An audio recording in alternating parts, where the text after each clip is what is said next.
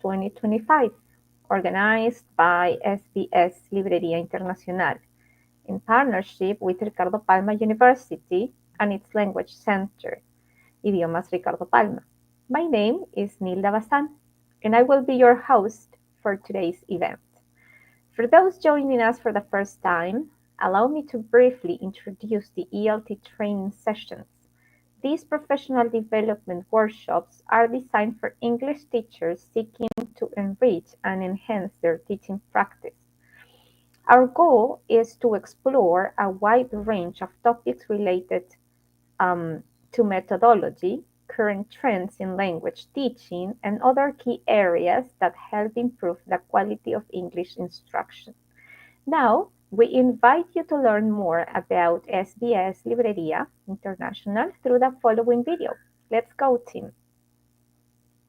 Durante 28 años,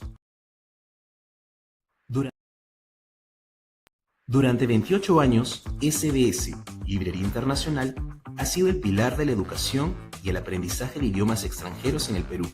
Nuestra destacada trayectoria y firme compromiso nos han permitido establecer alianzas con editoriales de renombre mundial, como Oxford University Press, Pearson, Cambridge, National Geographic Learning, Penguin Random House, Planeta, entre otras. Además de contar con nuestro propio sello, SBS Editorial, estas colaboraciones nos capacitan para ofrecer una selección sin igual de títulos, que abarcan desde textos académicos especializados hasta las últimas novedades literarias.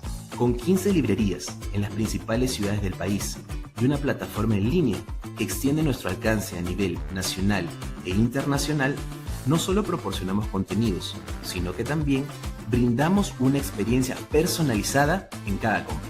Nuestra oferta incluye una amplia variedad de recursos en enseñanza de idiomas, ciencias sociales, literatura, infantil, negocios, diseñados para estudiantes, docentes y apasionados del conocimiento. Con el programa SBS Más Educación, nos especializamos en la capacitación de docentes de idiomas. Colaboramos con figuras reconocidas en la enseñanza de idiomas para ofrecer formación avanzada en metodologías pedagógicas. Nuestro enfoque no solo mejora la enseñanza de los idiomas, sino que también abre puertas a un mundo de oportunidades. Capacitamos a educadores para que a su vez puedan preparar a sus alumnos para el futuro. Contamos con una variedad de programas, como ELT Training Sessions y el TDC Teaching Development Conference, que abarcan tanto formaciones presenciales como capacitaciones virtuales. En SBS Librería Internacional, creemos firmemente que la educación y la cultura son fundamentales para una sociedad próspera. Nos esforzamos por impulsar un cambio positivo y construir un futuro lleno de posibilidades para el Perú y el mundo.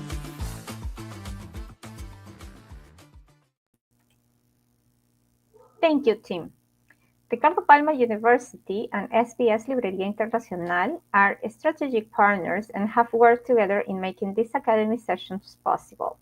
Ricardo Palma University is a leading institution of higher education. Throughout our 55-year history, we have continually adapted to a rapidly changing world. We are a multidisciplinary university that promotes humanism and professional success. Through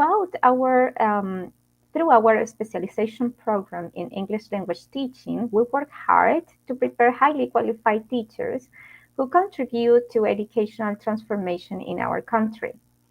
Ricardo Palma University, we educate human beings for a culture of peace. To learn more about Idiomas Ricardo Palma and their contribution to teacher training, we invite you to watch the following video.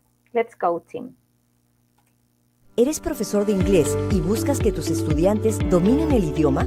El programa de especialización en enseñanza del idioma inglés de la Universidad Ricardo Palma, PEI, es para ti.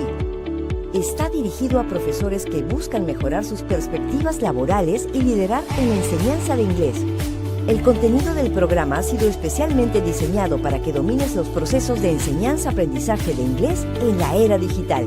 Como estudiante del PEI, tienes acceso a conferencias a cargo de expositores internacionales del más alto nivel. Recibes el material y plataforma digital de forma gratuita.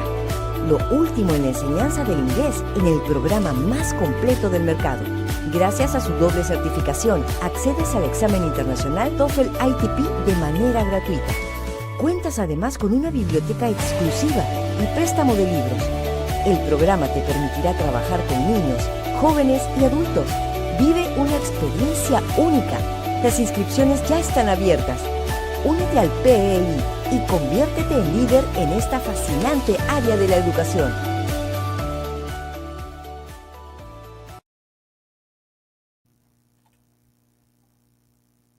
Thank you for the video. Now, an important announcement.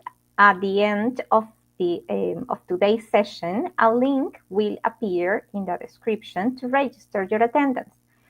This step is essential in order to receive your certificate of participation, so please pay close attention. Once you click on the link, make sure to complete the attendance form. Certificates will be sent by email within the 10 business days.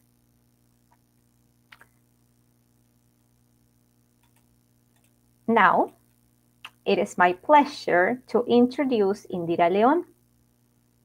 Indira Leon, an experienced English instructor with more than 20 years teaching all CEFR levels, Indira Leon has seen the steps English students take from the very beginning in their learning process until they get international certifications. She has been a proctor and conducted interviews with candidates for international exams such as ECCE, ECPE, DELE, and others. Her journey has also taken her to different cities around Peru to participate as a guest speaker for Nat Geo Learning. She is currently pursuing a master's degree in education at the UPC University. Indira Leon is working as academic support at the Language Center of URP and teacher trainer for the specialization program in English language teaching. So, without further ado, let's give Ms. Leon a warm welcome. Thank you very much, Nilda, for those words. Hello, good afternoon.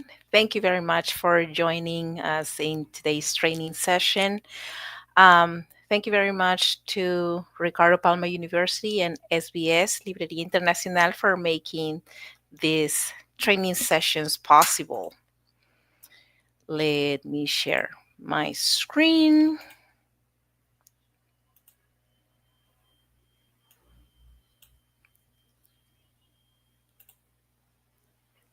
Okay. So today we are going to be talking about a very important topic that most of us are familiar with, but actually there are different details that we can consider every day in our everyday teaching that can make a big difference. It's a true honor to be here today sharing some of these ideas with you. So it says motivation, all the phases of students' drive. What comes to mind when we think of motivation? I'd like to start by sharing a story with you. A story of NASA. Yes. Many years ago at NASA, some departments at NASA tried to encourage their engineers to take some risks, to do things in a different way and to take some risks. You know that when you do something different, sometimes things turn out to be right, sometimes things are okay, but sometimes we make mistakes, right? And that's exactly what happened to engineers at NASA. Sometimes they obtain really good results, but sometimes things went a little bit south. So, very expensive rockets blew up in the air. Unmanned rockets just got destroyed. So, what happened with some of these heads of these departments who were risking or doing different things, they started doing something. They started clapping. Instead of getting, instead of talking to these engineers and discouraging them, they started clapping so that other departments noticed that they had done something. They had tried something different, but they had failed. They were a little bit closer to the objective because they had checked out something that didn't work. Soon it became a costume. Soon it became a ritual, right, of clapping when something got destroyed. And this custom became a ritual until today. This is a piece of news from a couple of years ago. It says, experts pleased with SpaceX test. Rocket blew up, but experts happy it made it so far. So when this happens and they interview experts or the NASA administrator, they say they feel it has been accomplished because the test flight is supposed to be doing that, exactly that, testing if it works or if it doesn't. And they consider it an accomplishment because now they are a little bit closer to making all these crafts and ships, spaceships, a little bit safer. So, what do they see? How did they start thinking about the positive aspects in these critical situations? This is a little bit of what we will discuss today. Our agenda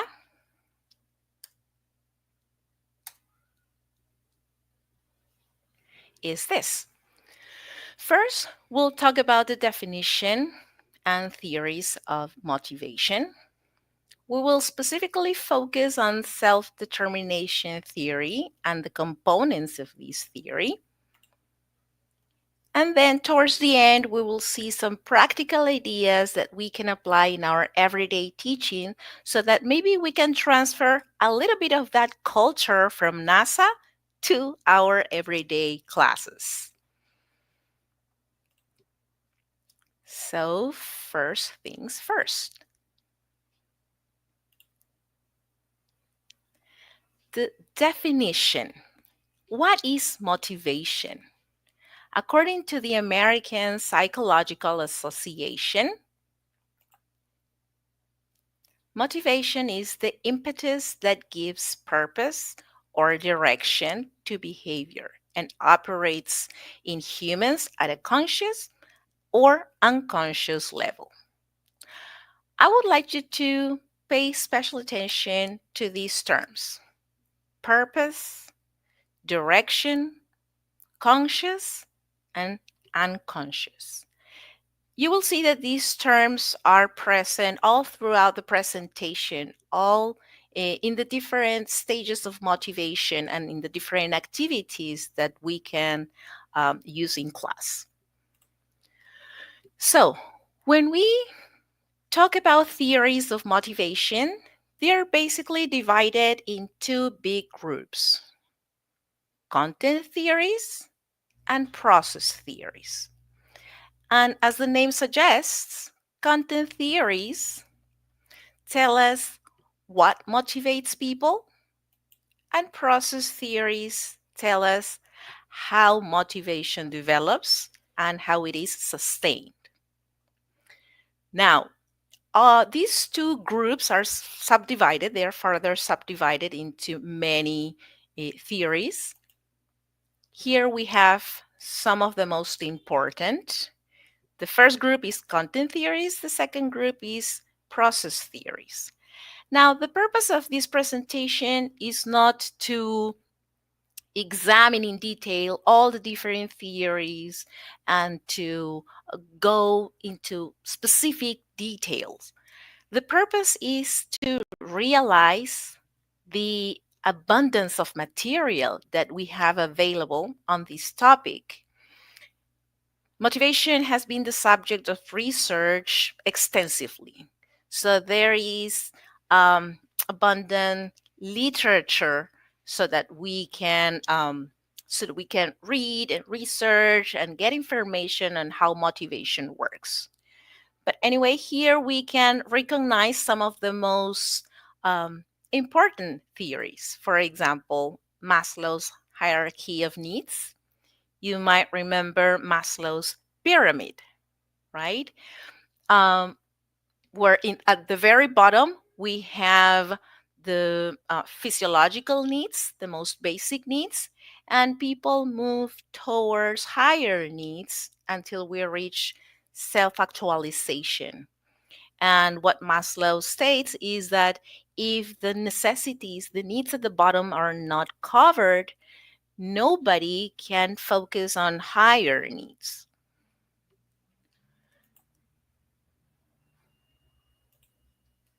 Another one that we can recognize, this one is in the group of process theories, is Adams' equity theory. This theory basically tells us that motivation is perceived in terms of fairness. So if we have put the effort and time into something, we expect to be rewarded accordingly. And if that happens, our motivation goes up. But if, on the other hand, we see that our neighbor or our colleague has put exactly the same effort and is better rewarded, then our motivation drops. Yes? Okay. So that's right.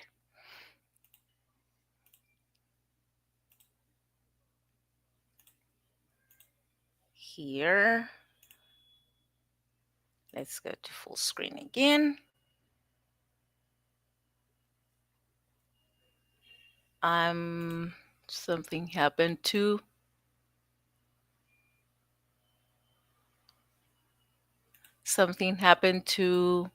the slides. I'm going to stop sharing and start sharing again.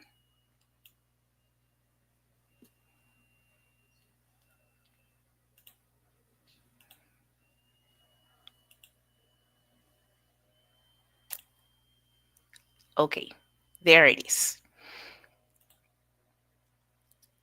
Okay, so the theory that we will focus on today is self-determination theory. This one is considered by some authors as a content theory because of the three components it has. Excuse me. So it has autonomy as the main element or as the first element, competence, and relatedness. But it is also considered a process theory by some other authors because it helps people move from extrinsic motivation to intrinsic motivation. Yes. These two terms, I'm sure all of you are familiar with, but I would like to show you a quick video where we can see examples that illustrate extrinsic and intrinsic motivation in not only in school but also in different areas of life. Here it goes.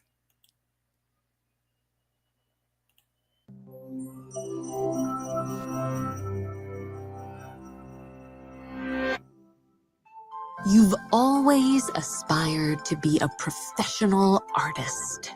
At last, this dream may become a reality, and you're creating a portfolio to submit to art programs.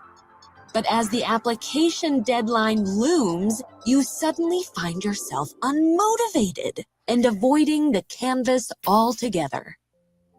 Why does motivation seem so fickle? And what even is it in the first place? Psychologists define motivation as the desire or impetus to initiate and maintain a particular behavior. In other words, it's the energy that drives you to do something. And knowing the source of that drive is particularly important when it comes to understanding how to maintain it. These motivational forces generally fall into two broad categories: intrinsic and extrinsic. Intrinsic motivation is involved when you experience an activity as an end in itself. Take a hobby like playing video games. The experience largely explains the desire to do it. Performing tasks that feel right in the moment or that you find meaningful, interesting, or satisfying are driven by intrinsic motivation. Extrinsic motivation, on the other hand, refers to pursuing a task as a means to an end. While few would consider going to the dentist an enjoyable activity, you're often motivated by the outcome of having clean, healthy teeth. Other examples of extrinsic motivation include completing a task to receive some sort of reward, whether it's praise, power, or money. Notably, these rewards tend to come later, like receiving a bonus at the end of a quarter or winning a competition after months of training. While extrinsic rewards like getting paid may seem appealing, their effectiveness can be surprisingly short-lived. For example, a 2017 study found that those who were highly focused on the outcomes of their New Year's resolutions, or driven by extrinsic motivation, weren't the most likely to stick to them. What did predict persistence, however, was how much a person enjoyed pursuing their goals. In other words, you're more likely to maintain an exercise routine if you take classes you enjoy, rather than just those that build your biceps. Years of psychology research have shown that high levels of intrinsic motivation for school, a job, or an exercise class are more likely to keep you engaged in the long run. Day-to-day actions, though, are rarely either exclusively intrinsically or extrinsically motivated. Studying for a history exam, for example, can be intrinsically motivated if you're curious about the culture of ancient Egypt. But extrinsic motivators may also be at play as you aim to get a good grade or feel pressure from family members to do well in school. But having multiple motivators isn't always better.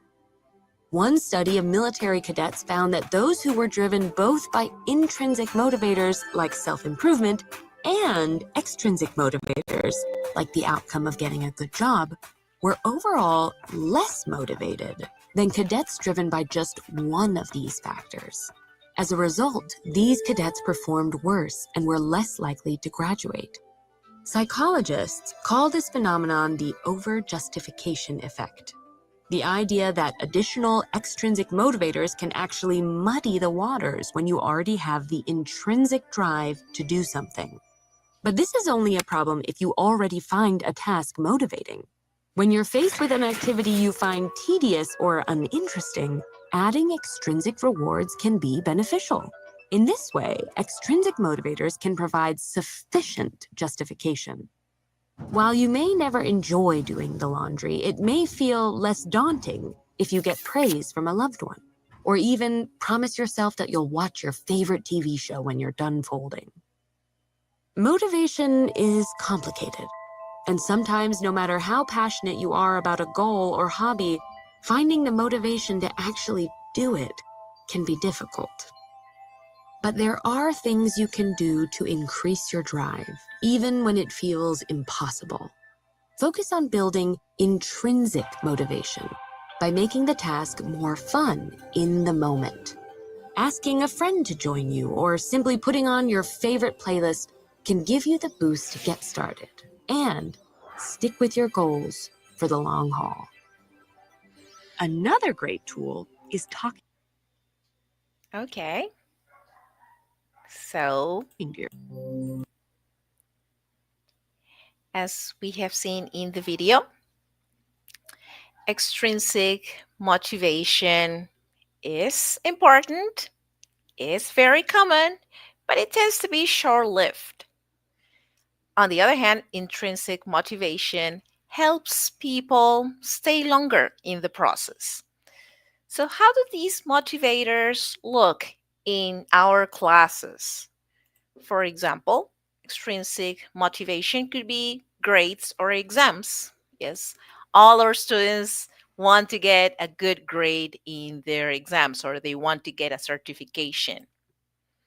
It may also look like teachers' praise. Yes. Even as adults, not just students, even as adults, everybody likes a pat in the back when they've done something right. It boosts your morale. Parental pressure, because of course parents need their kids to get good grades, but I'm sure everybody has had that student who says, no teacher, please, I need one more point, I'm going to be grounded for life if I get this grade. So parental pressure also plays a role here. Prizes or rewards like the ones we usually give in class, stickers, yes, activities they may or may not do if there's a certain result, etc. On the other hand, intrinsic motivation looks like just the love for the language. Maybe the students like the way they sound in English, or they have a role model and they want to sound like a specific singer, right? So they are motivated to continue learning the language. It could be personal interest. Maybe they are interested in biology or maybe soccer, and the most important information is in the original language. So that's why they have to learn English, or they are interested in learning English so that they can have access to that topic that they like so much. It could also be curiosity or challenge, or the sense of growth, this sense of accomplishment. Now, as we said, self determination theory has three components: autonomy, competence, and relatedness. Now, we're going to see each of them, not only what they are, but what specific things we can do in class so as to foster these three components. And little by little, we can help our students move from extrinsic motivation to intrinsic motivation. So, the first one, autonomy. What do we associate with autonomy? Autonomy is not just letting the students do whatever they want or just making decisions and letting them figure things out on their own. It looks more like choice, agency, and ownership. It's very important for students, for all of us, to have the possibility to do things um, independently, by yourself. So it looks more like giving them alternatives. We're going to see some examples later. But autonomy relates to choice, agency, and ownership. It also relates to goals. Our students can have their own goals, their own objectives, but sometimes they might not be that realistic, because if they have a role model and they want to speak like this actor, or they want to sound like their favorite singer, probably they are not at the level yet and they might be frustrated. So, what we can do as teachers is helping them break this big goal into smaller parts so that they can feel this accomplishment at every step. So, we guide them in the right direction, but it's their goal. We are just helping them shape this road ahead. How does autonomy look in the classroom? First, as we said, we can ask students to choose the topic for a project, for example. We cannot just tell them what they want to talk about. It's better if we just give them a limited number of alternatives, let's say 2 or 3, because we as teachers can design the projects or can choose the topics that go according to the academic objective. But still, choosing from that variety gives students this sense of autonomy. Another possibility is they can decide how to demonstrate their learning. Probably one student may feel more comfortable speaking, another student may feel more comfortable writing or drawing.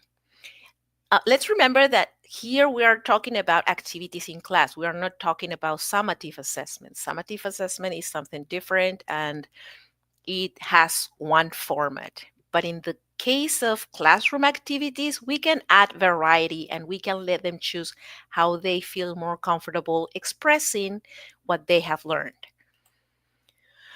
Another possibility could be setting personal goals. After some activities, students realize what they are lacking. And maybe they can be, let's say, if they spoke for 20 seconds or 30 seconds, a personal goal for them could be, yeah, by the end of the week, I'm going to speak, I don't know, 45 seconds to make it a little bit more challenging, but it's their personal goal.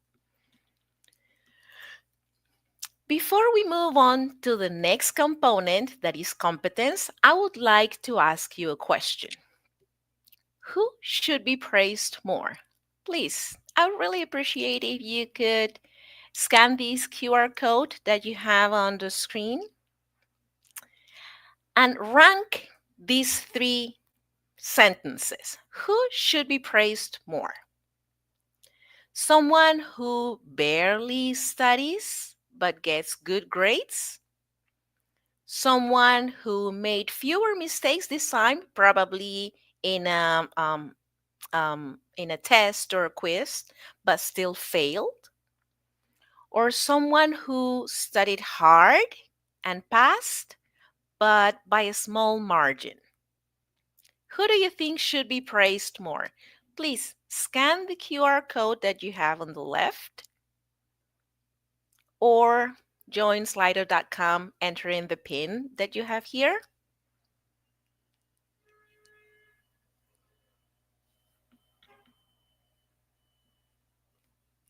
So that we can see what your opinion is. Who should be praised more? A student who barely studies, he watches videos, he's on TikTok maybe. Thank you. We have more participants. Please scan the QR code and let's see how different our opinions are. Who should be praised more? A student who made fewer mistakes but still got a failing grade in a test. Someone who studied hard and passed by a small margin. Or someone who barely studies but gets good grades. Please, the ones who are just joining us, feel free to scan the QR code on the left.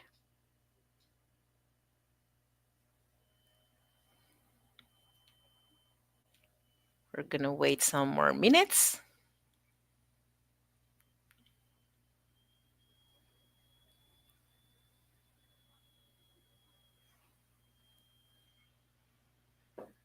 Mm-hmm. 7 teachers have joined the poll.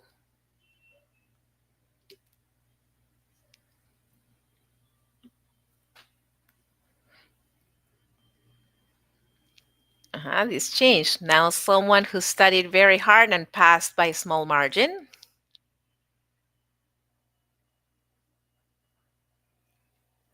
I'm sure all of us have had these 3 cases in our classrooms.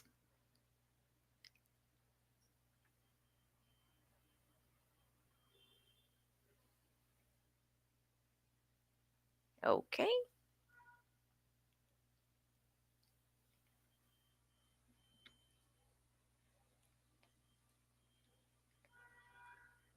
Okay, so let's see what results we have. Who should be praised more? According to what the majority said, someone who studied hard and passed by a small margin. Even though, notice, even though probably that grade, because it's by small margin, is much lower than the good grade of the student who just relaxed. The second one is someone who made fewer mistakes in this exam this time, but still failed. And all of us agree that number three, someone who barely studies but gets good grades, that's a student who should not be praised. We know that that student's very talented. Probably it's easy for that student to learn languages, but he's not putting in the effort. So here we are not praising the result. We are focusing on the effort, right? Okay. Why this question? Let's talk about competence. Many students are concerned about effort or result. What should be praised? What should have more value? And this reminds me of a story of Lionel Messi. Probably those of you who like soccer might remember that Lionel Messi was heavily criticized many years ago because his fans said, "Oh, come on, you don't play well, you don't love your country, you're just walking around in the field when you're supposed to be running around and chasing the ball." And he even considered not playing for his country anymore. So he was criticized because apparently he was not putting in enough effort. However, when the time was right, he darted towards the ball and he scored for his team. So he didn't put the same intensity during all the game, but he knew exactly when to work harder. He didn't work only. Yes, he didn't just work hard, he worked smart. So that's what we want for our students. Remember that learning a language takes time. Yes, as Dr. Angela Duckworth says, it's not a sprint, it's a marathon. Dr. Angela Duckworth has a book called Grit. She's an American psychologist and author who did research on grit. Remember, some of you might be familiar with that concept. Grit is the combination of effort, yes, motivation, which is the initial spark, plus effort over an extended period of time. That is grit. And the same intensity, the same effort cannot be sustained over a long period of time. Remember what we know by the CEFR. Learning a language moving from A1 to A2 takes approximately 150 to 200 hours of guided practice. And the higher they move, the more difficult it is and the longer it takes. So our students need to have good results, but the kind of effort they put in has to be strategic. And that takes me to the second element of competence, that is effective feedback. Effective feedback is feedback that feeds forward. Some teachers are afraid of saying what they did wrong, what the students did wrong, because they don't want to discourage them. However, the most important components of effective feedback are three. The first one is mentioning what they did right, because it doesn't matter if it's just a tiny progress, we have to mention that progress so that they notice they are moving forward. The second element is corrective feedback. It is important to say what their mistakes are, but it's just as important to do or to mention the third component, that is strategies, suggestions to overcome the problems. So the first one is mention what they did right. The second one is mention the mistakes. Point out what has to be corrected, but also mention strategies so they can correct those mistakes. How does competence look in the classroom? We can help our students do obstacle mapping. Probably if there is a project that takes, let's say, 2 weeks, 3 weeks, a month, together as a whole class, you can help them plan for this objective. You can help them see the objective ahead, and you can help them predict, you can elicit some of the potential problems they might see along the way, so that together you can help them anticipate problems but also solutions. This is very important for planning. And when facing those obstacles, it will be something they expected, and they will feel better because they know what to do about it. It's not something that catches them by surprise. Keeping a portfolio is also a very important technique or strategy to foster competence in class. Why is that? You know that our students compare to their peers. Yes, it's easy for them to say, teacher, why is it that I have this grade and my classmate doesn't have that grade? He has a higher grade. What am I missing? I'm not that good. But they fail to see what they have improved, their progress. So keeping a portfolio will give them the possibility to see, to look back and see, oh, I made a mistake like 3 weeks ago, but I already understand that. I'm making fewer mistakes, or I already mastered this topic. And that is their own progress. It's very important to let them know that everyone has their own pace of learning, and they should be respectful of that personal pace. Having a portfolio gives them the possibility to see their progress, and it will prevent uncomfortable comparisons with somebody else. It's a more objective way to show them their results. And finally, provide a checklist for feedback. Once again, if we are going to give feedback just by saying, you have to study more, that doesn't mean anything. What does study more mean? Study more hours, writing more sentences, study more topics? What does study more mean? So it's very important to make a checklist and say, okay, if we are talking about rooms of the house, yes, you have to compare 2 or 3 rooms of the house this week, and you need to correct this. Mention what they did right, mention the correction they have to make, but also mention how they can do it. Compare 3 rooms of the house, or make 5 sentences, or read this passage and elaborate questions based on that passage. You have to give them strategies so that they can see little by little how to make progress. And the last component of the self determination theory is relatedness. Relatedness is the component that stems from our natural need of belonging. Everybody wants to be part of a community. And one of the pillars of relatedness is respect. Now, respect is not an instruction. You have to respect your classmates. Respect is something that we as teachers model every day. We model how to be respectful, respectful vocabulary.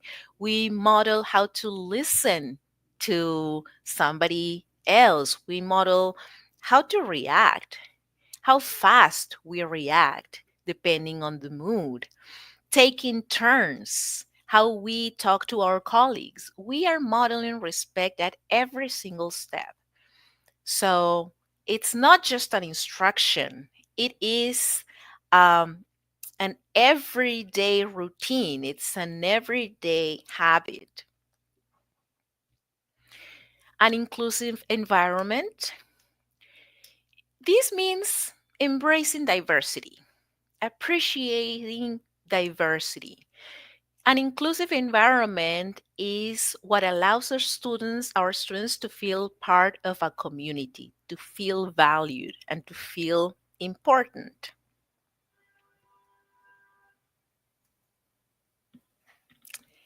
And also security. What do I mean by this? Security means feeling safe in a safe environment. What happens? Sometimes when our students make mistakes, they feel like, oh my gosh, they are going to think I'm not smart. And they need to know that their mistakes do not determine their self worth. They need to know that their ideas are not silly, their ideas are important because all the ideas together, yes, from all the ideas that are apparently silly, actually, here we can find creative ideas. And this is something that Dr. Brené Brown mentions in many of her books. She has worked extensively with many companies and corporations, and she says, can you imagine if in this company they had this culture of, please don't share your silly idea? It wouldn't be space, there wouldn't be enough space for creative ideas.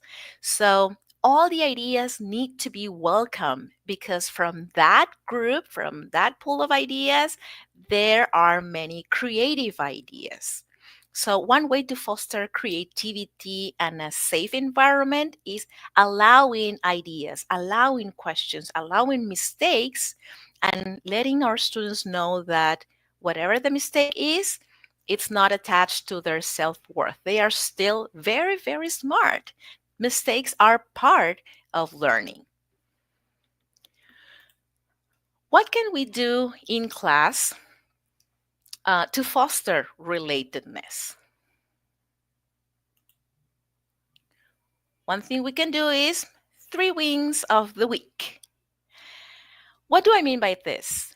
At the end of a week or every 2 days or every day, it depends on the dynamic you have in your class, you can ask the students to work individually. One possibility is to work individually and think about 3 things they got right. When you think of all the activities and you are forced to focus on the ones that were successful, you automatically forget the ones that didn't work the way you expected. Now, these 3 wins can also be worked or they can be conducted collectively. So maybe it could be as a whole class. The whole class can mention 3 wins of all the group, not necessarily my own. It could be all the group. And this could also be an opportunity for peers to say or to recognize, hey, somebody else got this win this week, or congratulate a classmate because they got something right. So this is an opportunity to reflect on a personal level, but also collectively. Effort applause, like the one we saw at the beginning with NASA engineers. This is a very simple but very effective dynamic that boosts morale. Now, it doesn't have to be necessarily when everything was right or everything was as expected. Just as the name says, right after the effort, because you took a step. And that first step means a lot in the journey. So, an effort applause could also be very important as a technique to foster relatedness. Another possibility is collaborative projects. Remember, collaboration, communication, critical thinking, and creativity are 4 of the most important skills that are required in the 21st century. So collaborative projects are a great opportunity for our students to start practicing these skills they will need for life. Now, collaborative projects are also a great opportunity for your students to notice that it's very important to be a team leader, but it's just as important to be a team player. Not everybody is going to be a team leader in all the activities all the time. So they need to know how important their role is, whether they are team leaders or team players. Now, before we continue with the next part that are practical ideas, we haven't finished so far. What are some strategies that you plan to implement to enhance student motivation? I would like you to please scan the QR code and share at least one of the ideas that you think they resonate with you. Mention one of the ideas that you would like to implement to enhance student motivation.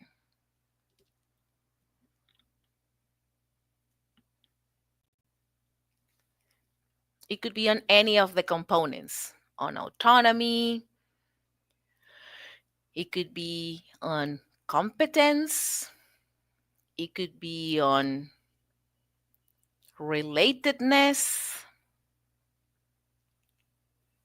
We'll have this poll active a couple of minutes.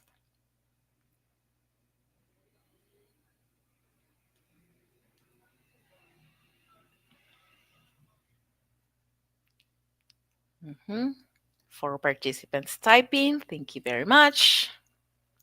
Remember, this is a great opportunity for sharing. What we type here might be super useful for other colleagues who might implement something similar. Peer correction and collaborative projects. Thank you very much, for sure.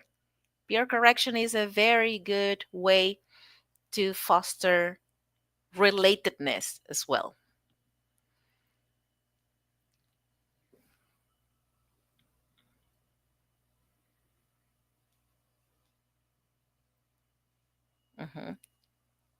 Empathy with active talk. Thank you.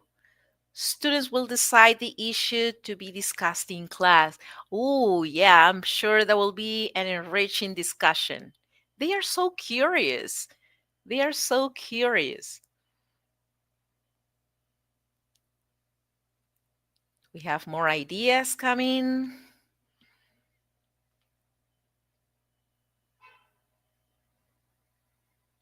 Collaborative projects. Projects based on their daily life. Yes, we will see something similar in a minute. Excellent. Thank you. Relatedness in the classroom with collaborative projects. Yeah, positive notes acknowledging their effort. That's right. Effort is important. All by itself, it's not enough, but it's super important. Collaborative projects and the use of technology and games. Yes, we will mention that in a minute too. Excellent. To share our weaknesses, everybody anonymously, and debating to figure out how to solve it. Excellent. That's excellent group support. To sing a song, like a collaborative oral project, collaborative projects. Lots of mention to collaboration. They decide what is the goal for the class. Very good. Or you can give them 3 or 4 alternatives and they pick and choose.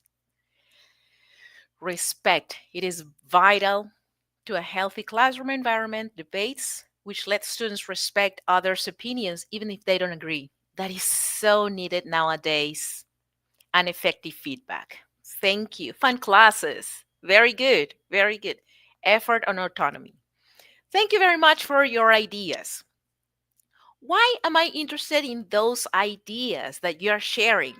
Because you have experience with your students, but you know that what works for one group doesn't necessarily work for other groups. Yes, the principles are there, but we need to be specific. They have to be tailor made or reshaped for different groups.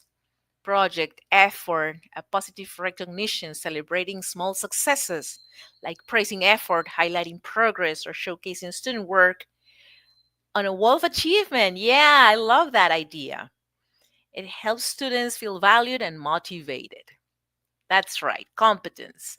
So, as we were saying, what works for a group doesn't necessarily work for other groups. So, what I would like you to do is please watch this quick video, and I would like you to try to visualize your students. This video, I didn't want to choose a video from the United States or Europe because here in Latin America we have a different reality. And here we're going to watch and listen to some students from Argentina, but pay attention to what they like about school, what they like about classes and school in general. I'm sure um, you will have no problem visualizing your own students here.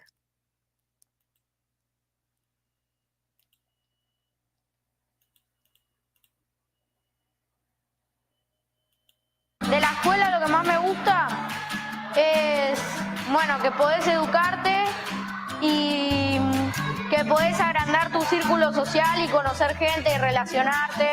Estudiar y a comportarse bien. No me gustan los insultos, el racismo y todas esas cosas. A mí me gustaría usar más la tecnología porque te llegan más informaciones por ejemplo, que antes. Pudimos divertirnos y pudimos expresarnos. Lo que me gusta de la escuela es poder aprender y socializar más con las personas. Para que las clases no sean aburridas, yo cambiaría dejar un poquito los libros y hacer un poco de juego, pero teniendo la misma conciencia de lo que íbamos a trabajar con los libros.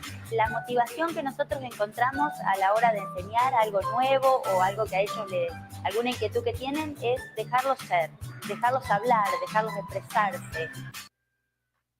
Okay. So, as you could see here, most of the kids mention things that we have been talking about. Yes.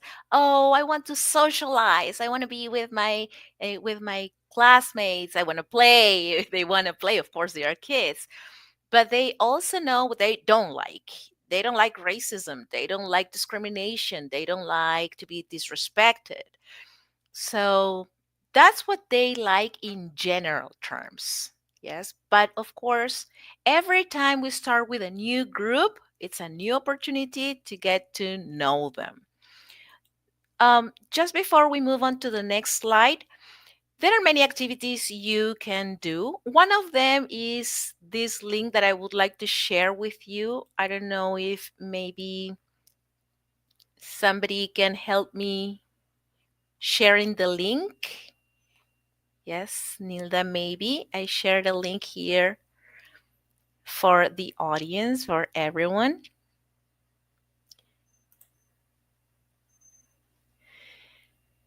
Here, this link has many different topics, and you can click on the cards, on different cards, because you will have different questions. In this case, the topic is getting to know each other, right? Getting to know each other. What kind of music do you listen to? And like this, once again, there are different topics. You can use these and other activities at the beginning of a term so that your students can get to know each other, but also you can get to know them a little bit. And why not? They can get to know you as a person too. That brings the group together. Okay. So, De la escuela now, in this section, we are going to be working with 3 activities from the book Lift. This is a Nat Geo learning book. These and other books can be found at SBS Librería Internacional. And in this case, we're working with Unit 7, where they have to talk about mysteries. What I would like you to do is have a look at this first activity and identify opportunities to use some of the previous ideas for fostering autonomy, competence, and relatedness. Once again, in this chapter, they are talking about mysteries. It says, apply the skill. Oh, by the way, they have read a passage. Before this activity, they have read a passage on a mystery. It says, describe a story's plot. What happens in the story, A Thief in the Night? Answer the questions. The questions are, who are the three main characters of the story? Where does the story happen? What is the problem in the story? What is the most exciting part of the story? Who solves the conflict in the story? What is the last thing that happens in the story? So if they have previously read a passage and now they have to write the answers, is there an opportunity to foster autonomy, relatedness, and competence? What do you think? Think about some ideas. Then we will see the comments.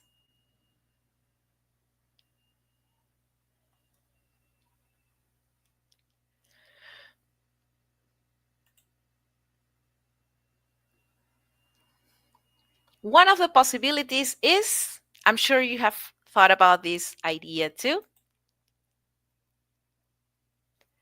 thinking about alternatives, presenting choice for autonomy.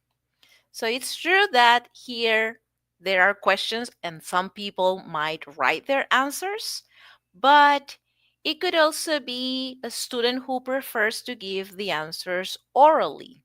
Or maybe another student would prefer to do a quick video creating story, or somebody may be drawing, yes, like a comic strip, or storytelling.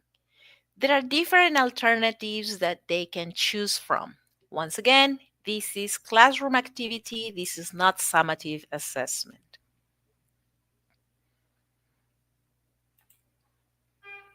Now, in this second activity, again from Unit 7, they are talking about mysteries. We have a grammar activity. Focus on grammar. So, comparative adjectives is what they are studying here. As usual, they have the rules, they have the adjective, and they have the comparative adjective. And right after that, they have controlled practice. Take a minute to think about what possibilities for autonomy, competence, and relatedness they have.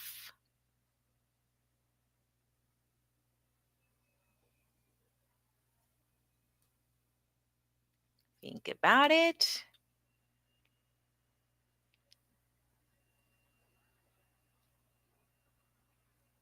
I'm sure in the comments we will see that later.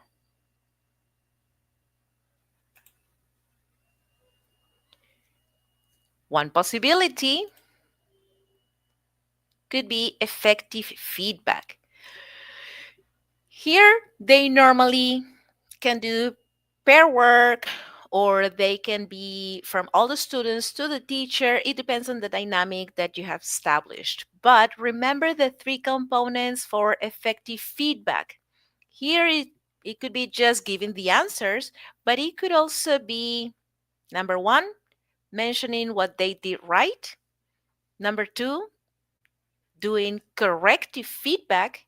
And number three, mentioning a specific strategy for them to overcome what they did wrong, overcome the problem. Is there space for something else?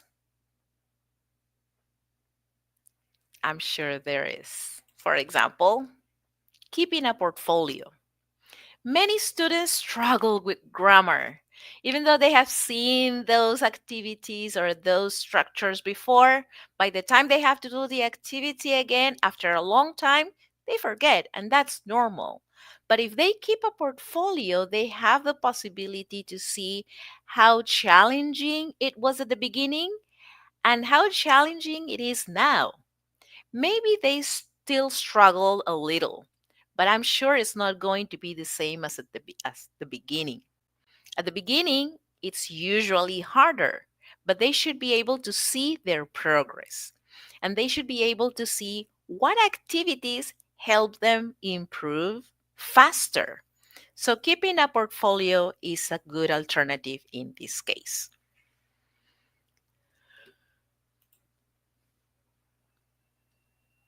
And the last one is, how will you take action? Remember that in the Nat Geo books, they consider not only the information, the updated information with attractive visuals, but they also have a call to action. They also want to have a positive influence in students' behavior. So after they have done this chapter of mystery, they have this activity. How will you take action? Choose one or more of these actions to do. I don't know how clearly you can read them, but I will read it so that you see the alternatives. Yes, the book itself presents alternatives for students to choose from. One is personal. It says, make a mystery photo album. First, second, and third step. The first one, look for interesting and unusual things in your area. Take photos of what you see. 2. Share your photos with a friend or family member. Ask the person to try to figure out what is in your photos. 3. Take a walk with your friend or family member to show the things you photographed. That's a personal project at a personal level. But there's also an alternative at a school level. It says, start a mystery reading club. 1. Find a few friends who like mysteries. Choose a mystery short story to read. Agree on a date to finish reading the story and then read it. 2. Meet to discuss the story, who solved the mystery and how. 3. Read the story to your class and share what you learned from it. A third possibility, local. Investigate a local mystery. 1. Go online, visit a library, or talk to a teacher to find out about a mystery in your town or country. 2. Make a list of questions you have about this mystery. 3. Find answers to your questions by reading articles or talking to people in the community. Share what you learn with friends or family members. And finally, global. Read about an ancient mystery. 1. Work with a group. Choose a mysterious place or event from the past. Some ideas are Yonaguni Monument, the stones of Stonehenge, and the Nazca lines. 2. Research the place or event you chose. 3. Share what you learn with your class. Now, having these 4 alternatives in the book that is linked to the topic of mystery, what can they do in class? What do you think they can do in class?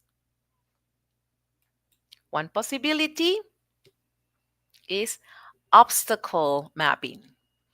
Remember that this is not a one-day project. It's not a one-day activity. Whatever they choose, they will have to plan. So this is a good opportunity for you and your students to visualize the ultimate goal and to make a plan of the steps to achieve that goal. Some of the steps are here in the book, but what they might need you for is to anticipate problems. What are some of the obstacles do you think that they could find? Maybe if it's a school club, not everybody will read the story. Or another problem they can anticipate is that, yeah, we cannot agree on the mystery. Yes, we keep on discussing what the topics are going to be, and we cannot agree on a topic. Or maybe if it's at a local, yes, at a local um, level, what are some of the problems they might encounter?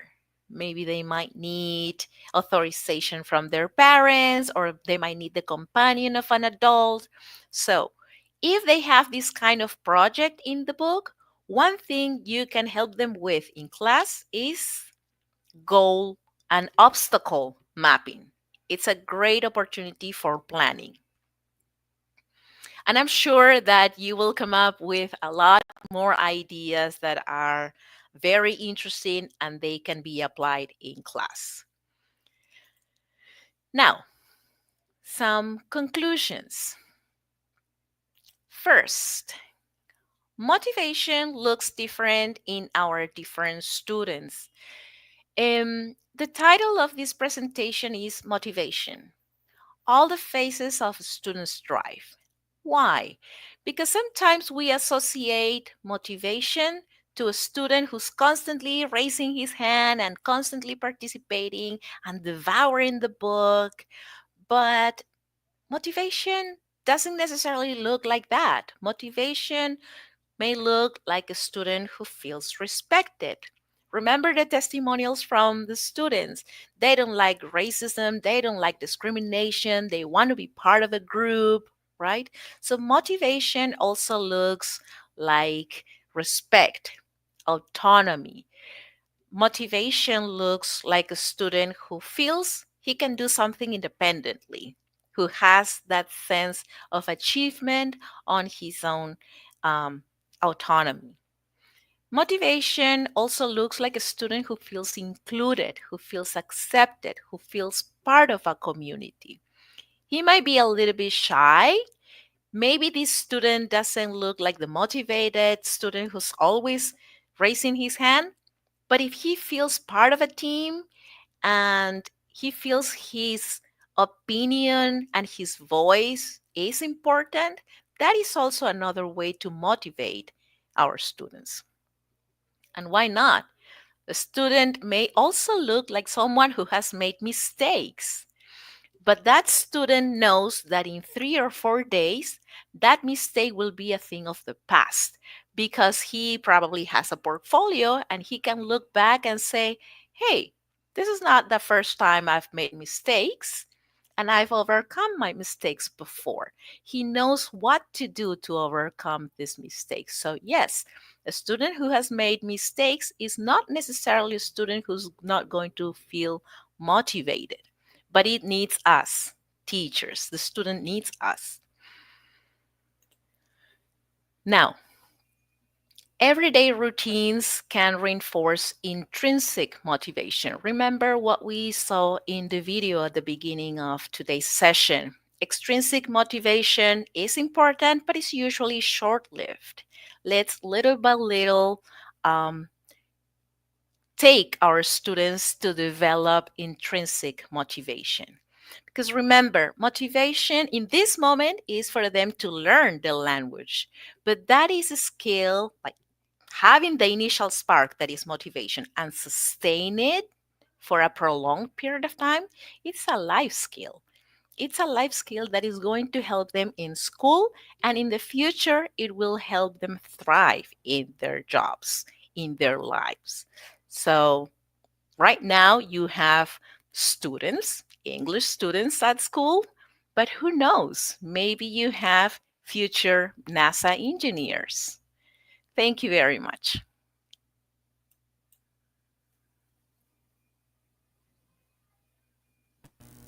Thank you very much, Indira, for such a wonderful and important presentation, which is key for our everyday teaching.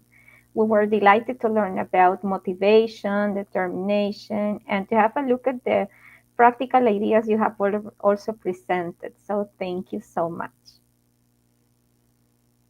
And also thanks to this beautiful audience for being here today.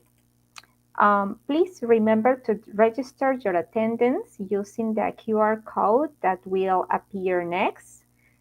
We'll meet again on September 12th for the following session of the ELT Training Sessions. So thank you, everybody, for being here today.